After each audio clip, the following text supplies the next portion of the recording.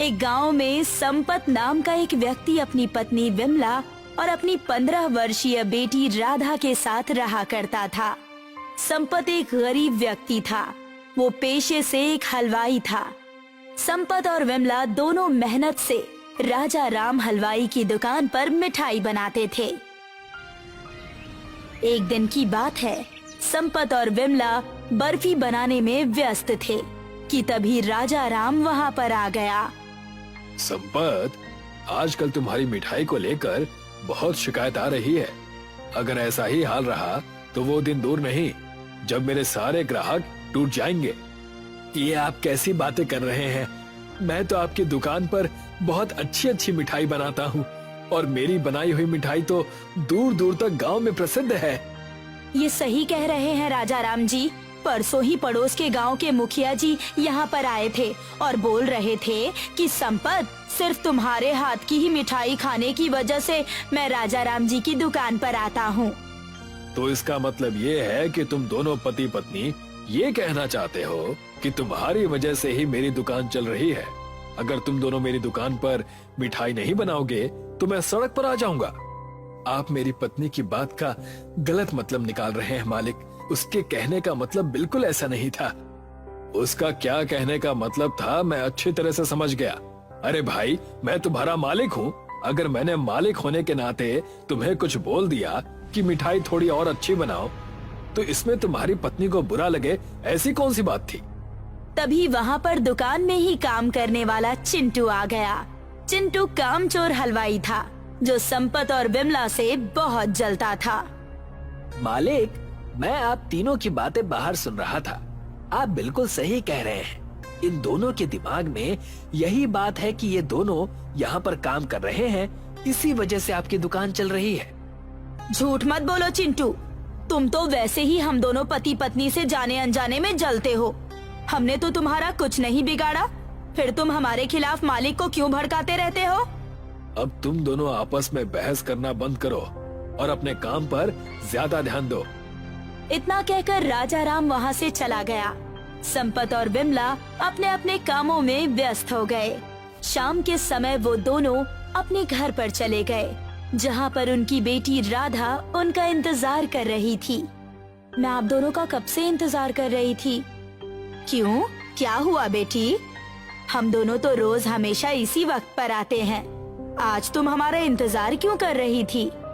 अरे आज मैंने आप दोनों की मनपसंद दाल चावल बनाए हैं और मैंने अरहर की दाल में देसी घी और मिर्च का छौंका भी लगाया है। वाह बेटी वाह, ईश्वर हर किसी को तेरे जैसी बेटी दे। मुझे वैसे भी बहुत तेज भूख लगी थी और आते ही तुमने ये खुशखबरी सुनाकर मेरा तो दिल खुश कर दिया। आप दोनों बैठिए, मैं जल्दी से आपके लिए खाना लेकर आती हूँ। वो आपस में एक साथ बैठकर भोजन करने लगे। भोजन करते ही राधा अपने पिता संपत से बोली, पिताजी, आप इतनी अच्छी मिठाई बनाते हैं तो फिर आप अपनी स्वयं की दुकान क्यों नहीं खोल लेते? ये विचार तो मेरे मन में भी काफी बार आया है राधा, लेकिन तुम तो जानती हो कि हमारी आर्थिक स्थिति ऐसी नहीं है कि हम अपनी स्वयं की दुकान बाजार में खोल सके। तुम्हारे पिताजी बिल्कुल सही कह रहे हैं राधा, और अगर हमने कहीं से उधार लेकर दुकान खोला भी तो राजा राम हमारी दुकान बिल्कुल नहीं चलने देगा। पिताजी, आप राजा राम जी की दुकान पर मेहनत से काम करते हैं और साथ में माँ भी आपका कितनी मेहनत से हाथ बटाती है। आप दोनों इस बात को क्यों नहीं समझते कि सिर्फ आप दोनों की हाथ की बनी हुई मिठाई खाने दूर दूर से गांव के लोग आते हैं राजा राम जी की दुकान पर। इसी बात को तो लेकर आज राजा राम जी और तुम्हारी माँ में थोड़ी सी कहासुनी भी हो गई। राजा राम जी इस बात को लेकर बहुत ज्यादा बुरा मान गए थे। उनके बुरा मानने से क्या होता है पिताजी? सत्य तो यही है ना। मैं चाहती हूँ कि आप अपनी स्वयं की दुकान खोले ताकि मैं भी दुकान पर बैठकर आपके हाथ की बनी हुई मिठाई और हलवा बेच सकूं। राधा की बात सुनकर विमला और संपत मुस्कुराने लगे। अगले दिन विमला और संपत फिर से दोबारा राजा राम जी की दुकान पर पहुंच गए। उनके आते ही राजा राम उन दोनों से बोला, मैं तुम दोनों का ही बहुत बेसब्री से इंतजार कर रहा था। आज पड़ोस के गांव के मुखिया जी के घर से हलवा बनाने का बहुत सारा ऑर्डर आया है तुम दोनों को आज दिन भर मेहनत से काम करना होगा। मालिक, मैं तो हलवा बनाने में माहिर हूँ और मेरी पत्नी भी हलवा बहुत अच्छा बनाती है। देखना मालिक, हम दोनों पति पत्नी मिलकर इतना अच्छा हलवा बनाएंगे ना कि पड़ोस के गांव के लोग उंगलियां चाटते हुए अपनी उंगलियां ही खा जाएंगे। हाँ हाँ जानता हूँ, अब बस भी करो। हमेशा तुम दोनों बस अपनी ही तारीफ करते रहते हो। अब जाओ यहाँ से और काम पर लग जाओ। राजा राम की बात सुनकर वो दोनों पति पत्नी मुंह लटकाकर काम पर लग गए। संपत और विमला ने शाम तक बहुत अच्छा हलवा बनाकर तैयार कर दिया, मगर वो नहीं जानते थे कि चिंटू उन पर चुपके से नजर रखा हुआ था। चिंटू उस हलवे को देखकर दूर से अपने आप से बोला, ये दोनों हमेशा अपनी ही तारीफ करते रहते हैं। आज तो मैं इन दोनों को धक्के देकर यहाँ से निकलवा कर ही रहूंगा। मैं भी देखता हूँ कि नमक वाला हलवा पड़ोस के गांव में कैसे बिकता है। चिंटू ने नजर बचाकर उस हलवे में बहुत सारा नमक मिला दिया। शाम के समय पड़ोस के गांव का मुखिया दुकान पर आया। कैसे हो राजा राम जी? ईश्वर की कृपा है मुखिया जी। अरे भाई, हमारा हलवा तैयार है कि नहीं? ये कैसी बातें कर रहे हैं मुखिया जी, मैं तो सुबह से आपका ही हलवा बनवा रहा हूँ। अरे राजा राम जी, मैं तो भूल ही गया कि आपकी दुकान पर तो संपत और उसकी पत्नी विमला हलवा बना रहे होंगे, और उन दोनों के हाथ का बना हुआ हलवा तो आसपास के गांव में प्रसिद्ध है। मुझे तो ये सवाल पूछने का कोई अधिकार ही नहीं है। राजा राम तेज आवाज लगाता हुआ बोला, अरे संपत, मुखिया जी अपना हलवा लेने के लिए आए हैं। आया मालिक, हलवा तैयार हो चुका है। इतना बोलकर संपत हलवा लेकर सीधा बाहर आ गया। जी ये लीजिए मुखिया जी, आपका हलवा। मुखिया जी, एक बार हलवे को चक्कर देखिए। मुखिया जी, आपको मजा आ जाएगा। जी, अरे भाई, मुझे तुम्हारे हुनर पर कोई शक नहीं है। हाँ, मुझे डर इस बात का है कि तुम्हारा बनाया हुआ हलवा जैसे ही मेरे घर में जाएगा तो घर में एक तरह से लूट मच जाएगी, क्योंकि तुम हलवा बनाते ही इतना अच्छा हो। इतना कहकर मुखिया हलवा लेकर वहाँ से चला गया। संपत और विमला अपने घर चले गए। अगले दिन जब वो दोनों दुकान पर आए तो दुकान पर अच्छी खासी भीड़ इकट्ठा थी। मुखिया जी राजा राम को क्रोध भरी नजरों से देख रहे थे। क्या हुआ मुखिया जी, क्या कोई बात हो गई है? आप मालिक को इतनी क्रोधित भरी नजरों से क्यों देख रहे हैं? मैंने कल शहर से अपने कुछ खास मेहमान बुलवाए थे और उनके कहे अनुसार ही यहाँ से हलवा लेकर गया था, मगर उस हलवे में सिवाय नमक के अलावा कुछ भी नहीं था। ये सब मुझे बदनाम करने के लिए किया गया है। ये कैसी बातें कर रहे हैं आप? मैं और मेरी पत्नी ने तो बहुत अच्छा हलवा बनाया था, उसमें नमक कैसे आ सकता है? तभी वहाँ पर चिंटू आ गया और राजा राम से बोला, मालिक, कल मैंने इन दोनों को हलवे में नमक मिलाते हुए अपनी आंखों से देखा था। इन दोनों ने ये सब कुछ आपसे बदला लेने के लिए किया है। तुम्हारी बात में दम है चिंटू, अब सच्चाई मेरी आंखों के सामने आ चुकी है। इतना बोलकर राजा राम क्रोध भरी नजरों से संपत और विमला की ओर देखकर बोला, तुम दोनों को अब यहाँ काम पर आने की कोई जरूरत नहीं है। जाओ यहाँ से, चले जाओ। मुझे तुम दोनों से ऐसी उम्मीद नहीं थी संपत और विमला। तुमने मेहमानों के सामने मेरी नाक कटा दी। मेरी आंखों के सामने से दूर हो जाओ। संपत और विमला मुंह लटकाकर वहाँ से वापस आ गए। इसके बाद संपत और विमला को किसी भी हलवाई की दुकान पर काम नहीं मिला। वो दोनों जहाँ भी जाते अपमानित करके बाहर निकाल दिए जाते। कुछ ही दिनों में उनके परिवार की हालत बहुत दयनीय हो गई। उनकी आर्थिक स्थिति बहुत ही खराब हो चुकी थी। संपत एक दिन अपने घर पर लेटा हुआ था कि तभी उसके घर का दरवाजा कोई खटखटाने लगा। संपत ने देखा कि एक दुबला पतला अजीब सा दिखने वाला व्यक्ति दरवाजे पर खड़ा हुआ था। कौन हो तुम? मैं कई दिनों का भूखा हूँ, क्या तुम मुझे कुछ खाने को दे सकते हो? तुम्हारा और मेरा हाल एक जैसा ही है। इस वक्त मेरे घर पर कुछ भी नहीं है जो मैं तुम्हें खाने के लिए दे सकूं। मैंने सुना है कि तुम हलवा बहुत अच्छा बनाते हो। बनाता हूँ नहीं, बल्कि बनाता था। अब मैंने हलवा बनाना छोड़ दिया है।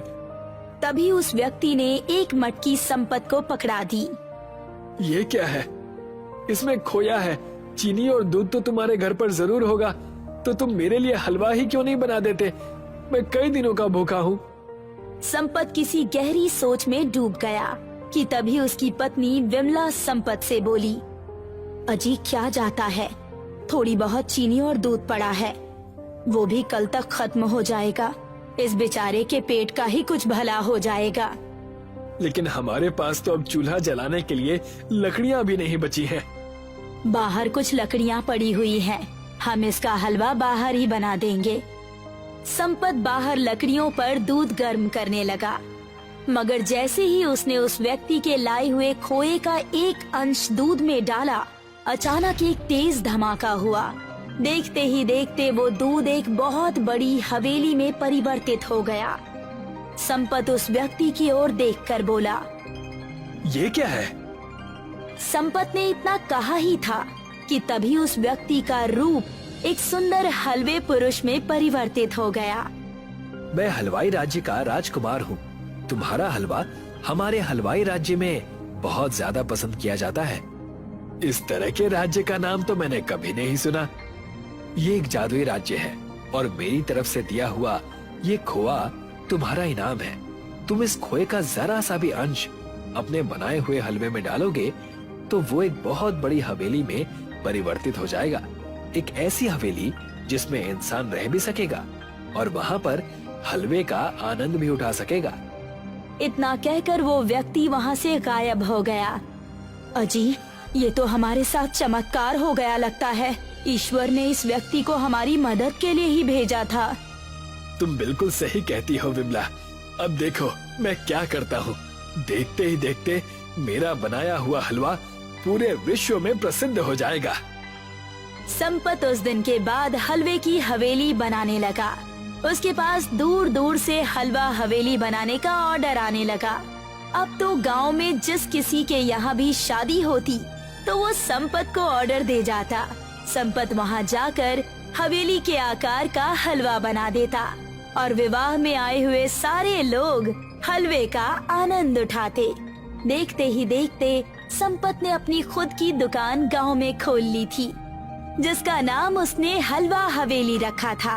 एक रात की बात है, संपत अपनी दुकान बंद करके घर जा रहा था कि तभी उसका पुराना मालिक राजा राम वहाँ पर आ गया। कैसे हो संपत? अब तो तुम मेरी दुकान पर मुड़कर भी नहीं देखते। मैं क्या करूँगा देखकर मालिक। आपने मुझे खुद अपनी दुकान से बाहर निकाल दिया था। मेरे ऊपर झूठा आरोप लगाकर आपकी वजह से मुझे किसी भी दुकान पर काम नहीं मिला। मुझे अपने किए पर बहुत पछतावा है संपत। बाद में मुझे पता चला कि हलवे में नमक चिंटू ने मिलाया था। मैंने उसे काम से निकाल दिया है। अब इन बातों का क्या फायदा मालिक? अब तो मेरी खुद की दुकान है। मैं जानता हूँ संपत कि तुम बहुत ज्यादा प्रसिद्ध हो गए हो। आप यहाँ पर मुझसे क्या कहने आए हैं मालिक? आपकी आंखें बता रही हैं कि आप मुझसे कुछ कहना चाह रहे हैं, लेकिन आप संकोचवश बोल नहीं पा रहे हैं। असल में बात यह है संपत कि मेरी बेटी का विवाह 10 दिन के बाद होने वाला है और लड़के वालों की मांग है कि विवाह में तुम्हारा बनाया हुआ हलवा हवेली के रूप में वहां पर उपस्थित होना चाहिए। अगर ऐसा नहीं हुआ तो वो रिश्ता तोड़ देंगे। राजा राम की बात सुनकर संपत मुस्कुराता हुआ बोला, अरे तो इसमें इतना संकोच करने की क्या बात है मालिक? अगर आप मुझे ऐसा करने के लिए बोलेंगे तो क्या मैं मना करूंगा?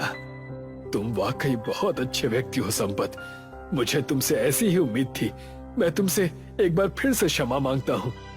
बार बार क्षमा मांगकर हमें शर्मिंदा मत कीजिए। आप हमारे मालिक हैं और मालिक और नौकरों में इस तरह के झगड़े तो होते ही रहते हैं। राजा राम खुश होता हुआ वहाँ से चला गया। संपत और विमला ने राजा राम की बेटी के विवाह में बहुत बड़ी हलवे की हवेली बनाई। उस हलवे की हवेली को देखकर लड़के वाले बहुत ज्यादा खुश हो गए। संपत और विमला आज भी हवेली बनाते हैं और उनकी दुकान अब पूरे विश्व भर में प्रसिद्ध है। सीताराम राजगढ़ गांव में रहता है। राजगढ़ गांव में सड़क आ जाने से गांव का विकास होना शुरू होता है। और कैसे हो सीताराम? सभी लोग शहर में काम ढूंढने जा रहे हैं, क्या तुम नहीं जाओगे? नहीं, मैं तो अपने ही गांव में रहकर कुछ काम कर लूंगा। पर तुम करोगे क्या? सोच रहा हूँ एक बड़ा सा घर बनाऊं और उसमें किराएदार रखकर अपना खर्चा चला लूं। पर तुम्हारे पास घर बनाने के लिए इतने पैसे कहाँ से आएंगे? घास का घर बनाऊंगा। हाँ, ऐसा हो सकता है। घास की तो हमारे गांव में कोई कमी नहीं है। देखना, बड़े महल जैसा घर होगा मेरा। सीताराम जंगल जाता है और वहाँ से बहुत सारी सूखी घास लेकर वापस आता है और उस घास को बुनकर घर बनाने लगता है। कई दिनों तक दिन रात मेहनत करने के बाद सीताराम का घास का घर बनकर तैयार हो जाता है। कई दिन तक ढूंढने पर सीताराम को एक किराएदार मिलता है। मुझे 2 कमरे चाहिए। मैं अपने परिवार के साथ यहाँ आपके गांव के स्कूल में पढ़ाने आया हूँ। हाँ हाँ, आइए गुरुजी। इतना बड़ा घर आप लोगों के लिए ही तो बनाया है। आ जाइए। सीताराम किराएदार को घर दिखाता है। किराएदार को घर पसंद आता है। कुछ दिन बीतने के बाद, अरे सीताराम जी, आपके घर में तो बहुत सारे चूहे हैं। ये तो रात को ठीक से सोने भी नहीं देते। माफ कीजिए गुरुजी, मैं आज ही चूहेदानी लाकर सारे चूहों को भगा देता हूँ। सीताराम दुकान में जाकर चूहेदानी खरीदता है और चूहेदानी की मदद से जंगल में छोड़ कर आता है। कुछ दिन तक तो किराएदार को कोई भी शिकायत नहीं रहती, पर जैसे ही बारिश का मौसम आता है, बारिश का पानी सीताराम के घास के घर में घुसने लगता है, जिसकी शिकायत लेकर किराएदार फिर से सीताराम के पास आता है। सीताराम जी, अब नई समस्या खड़ी हो गई है। क्या बात है बताइए, आप खुद ही चलकर देख लीजिए। किराएदार सीताराम को अपने कमरे में लेकर जाता है, जहाँ पर छत से बारिश का पानी टपक रहा है। ये देखिए, थोड़ी सी बारिश हुई नहीं कि पानी टपकना शुरू हो गया। अब आप ही बताइए, बारिश के मौसम में तो यहाँ घर के अंदर बाढ़ ही आ जाएगी। माफ कीजिए गुरुजी, मैं इसका कुछ इलाज करता हूँ। सीताराम बाजार से एक बड़ा सा त्रिपाल और ताड़ पत्री खरीद कर लाता है, जिसे वो अपने घर के ऊपर रख देता है। लीजिए गुरुजी, अब आपकी पानी टपकने की समस्या भी खत्म हो गई। धीरे धीरे बारिश का मौसम शुरू हो जाता है और तेज मूसलाधार बारिश होने लगती है, जिससे सीताराम की छत का त्रिपाल और ताड़ पत्री दोनों ही फट जाते हैं और बारिश का पानी एक साथ घर में आ जाता है। किराएदार गुस्से में सीताराम के पास जाता है। देखिए सीताराम जी, अब तो हद ही हो गई है। घर का सारा राशन भीग गया है। ऐसे में कोई कैसे आपके इस घास फूस के घर में रह सकता है? अब माफ कीजिए गुरुजी, आगे से ऐसा नहीं होगा। माफी मत मांगिए, कुछ कीजिए। अगर आपने 1 हफ्ते में ये घर ठीक नहीं किया तो मैं अपना कमरा छोड़कर हमेशा के लिए चला जाऊंगा। नहीं नहीं नहीं, ऐसी नौबत नहीं आएगी। आप मुझे कुछ दिनों का समय दीजिए, मैं कुछ करता हूँ। सीताराम परेशान हो जाता है और सोच में पड़ जाता है कि तभी उसे परेशान देखकर उसका दोस्त दिवाकर उससे पूछता है, क्या बात है, आज परेशान नजर आ रहे हो? हाँ, बारिश की वजह से घर के अंदर पानी घुस रहा है, जिससे किराएदार ने घर खाली करने के लिए कहा है। अब घास फूस का घर है तो पानी तो घुसेगा ही ना। समझ ही नहीं आ रहा कि क्या करूं। तो कुछ टाट पट्टी या प्लास्टिक की ताड़पत्री लगाकर देखो। वो सब करके भी देख लिया, उनका भी कुछ फायदा नहीं हुआ। ठीक है, अगर तुम्हारी समस्या का कोई हल मिलेगा तो मैं तुम्हें जरूर बताऊंगा। दिवाकर इतना कहकर वहाँ से चला जाता है और सीताराम फिर से सोच में पड़ जाता है कि वो कैसे अपने घर को बारिश में चूने से बचाए। कुछ दिन बीत जाते हैं, पर सीताराम कुछ भी नहीं कर पाता और बारिश का पानी घर में घुसने की वजह से अब किराएदार घर को खाली करने लगता है। गुरुजी, कुछ दिन और रुक जाइए। देखिए सीताराम जी, मैंने आपको 1 हफ्ते का समय दिया था और 10 दिन बीत चुके हैं। आप खुद ही देख लीजिए, घर के अंदर पानी का तालाब बना हुआ है और इस तालाब में मैं अपने बच्चों के साथ कैसे रहूंगा? हे भगवान, बड़े मुश्किल से तो एक किराएदार मिला था, दूसरा किराएदार कहाँ से ढूंढ कर लाऊंगा? और किराएदार मिल भी गया तो मैं इस टपकती छत का क्या करूँगा? सीताराम बहुत दुखी और निराश हो जाता है कि तभी उसके पास दिवाकर आता है। मुझे तुम्हारी समस्या का समाधान मिल गया है। क्या है, जल्दी से बताओ। दिवाकर सीताराम को एक किताब देता है। इस किताब का मैं क्या करूँगा? जब राम जी और सीता माँ वनवास गए थे, तब उन्होंने जंगल में एक जादुई घास के पौधे से घर बनाया था, जो कि उन्हें सर्दी गर्मी से बचाता था।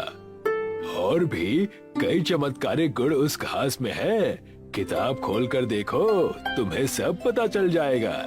सीताराम किताब खोलकर उस जादुई घास के पौधे को देखता है और खुश हो जाता है। वो किताब को लेकर जंगल में जाता है और जादुई घास को ढूंढने लगता है कि तभी सीताराम के पीछे एक शेर पड़ जाता है। सीताराम शेर से खुद को बचाने के लिए तेजी से दौड़ता है और जाकर एक बहुत गहरे गड्ढे में गिर जाता है।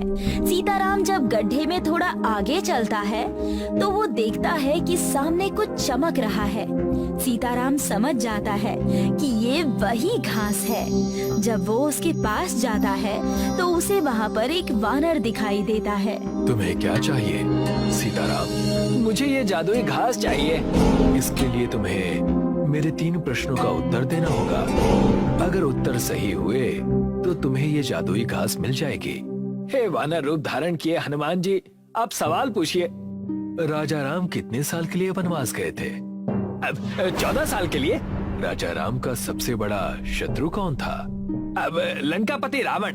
अब आखिरी प्रश्न, भगवान श्री राम को महापुरुष क्यों कहते हैं? क्योंकि एक राजा होते हुए भी उन्होंने अपने पिता के वचन की लाज रखने के लिए राजघराने को छोड़कर वनवास जाने का निर्णय लिया था। तुमने सभी प्रश्नों के सही उत्तर दिए हैं। तुम जितना चाहे उतना जादुई घास ले जा सकते हो। जय हो सीता मैया की, जय हो रामचंद्र जी की। हे ईश्वर, मुझ गरीब पर अपनी कृपा बनाओ। जय हो प्रभु, आपने अपना चमत्कार दिखा दिया। जय हो सीता मैया, जय हो रामचंद्र जी की। सीताराम जादुई घास का एक बड़ा गड्ढा बनाकर घर ले आता है। सीताराम उस जादुई घास से अपने घर की छत बुनने लगता है।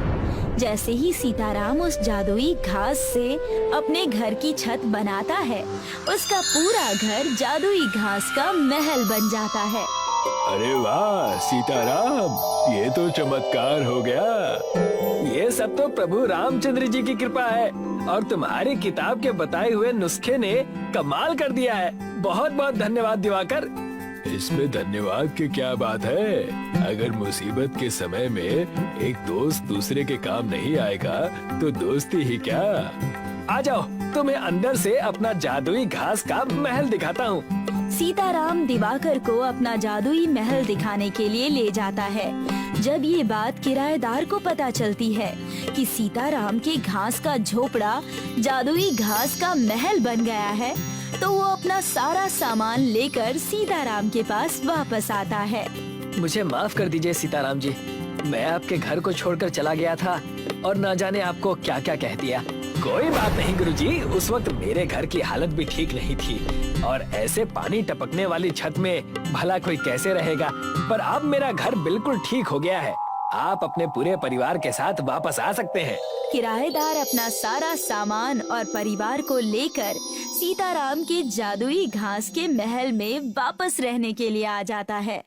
धीरे धीरे सीताराम के जादुई घास के महल के बारे में लोगों को पता चलता है और कुछ नए किराएदार रहने के लिए जादुई घास के महल में आने लगते हैं।